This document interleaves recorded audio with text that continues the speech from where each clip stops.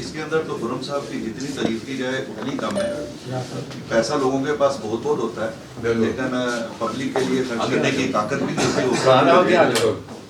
तो साफ पानी जिंदगी है और खुरम साहब ने बहुत अच्छा इनिशिएटिव लिया और हमारे पास से जो हेल्प आउट हो सकी हमने की।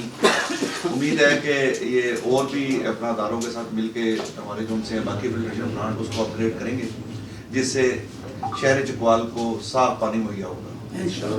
तो ये अभी और इदारों की बात किया तो ये चकवाल डॉक्टर इमरान था, चकवाल शहर में इस वक्त 70 CCTV कैमरे इस वक्त ऑपरेशनल हैं। वो खुरमाबाद की टोली ने नहीं इंशाल्लाह ये भी कुछ कुएँ मैंने ना मासेरा में भी कुछ लोग आए थे, वहाँ खुदवाए हैं कुएँ पानी के लिए ना।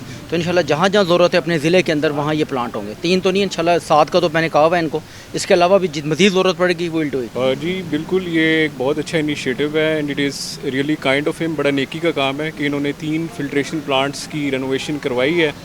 और अभी मेरी इनसे डिस्कशन हो रही थी, सेट कि ये इरादा रखते हैं कि ये 7 और फिल्ट्रेशन प्लांट्स भी लगाना चाह रहे हैं चकवाल शहर में। तो it is a great initiative. जिस तरह मैंने पहले भी कहा था कि चकवाल के लोग जो हैं दे आर वेरी जनरस, बड़े सखी और खुले दिल के लोग हैं।